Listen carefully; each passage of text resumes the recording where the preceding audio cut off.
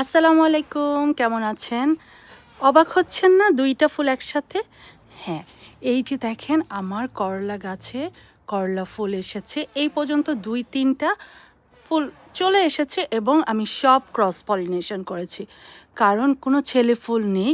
যদি হয় আর কি, তাহলে চলুন ক্রস পলিনেশনটা আপনাদের সাথে করি।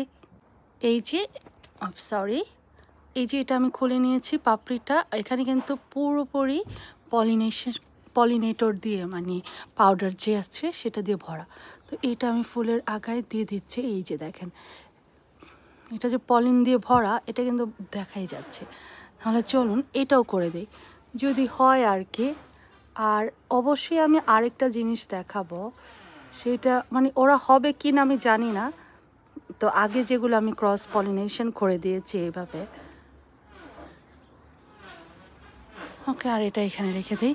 আর এই যে এটা ক্রস পলিনেশন করে দিয়েছি, আবার এই সাইডেও একটা করে দিয়েছি। এই যে ভেতরে যতটুক মনে হচ্ছে এরা হবে কি হবে না এখনও বোঝা যাচ্ছে না, তো না হওয়ার সম্ভাবনাই বেশি। তো করলা ফুল আসলেই অনেক প্রবলেম করে। যখন ফুল ফোটা শুরু করে তখন ফার্স্টে ছেলে ফুল ফোটে, আর মেয়ে ফুলের কোনো নামগন্ধ থাকে না। তো এই কারণে আজকে শুধু একটা ছেলে ফুল ফুটে, সরি আজকে না, এটা গতকালকে ফুটেছে। গতকালকে কোনো মেয়ে ফুল ছিল না। তো যাই হোক, এভাবে পলিনেশন করে দিচ্ছি।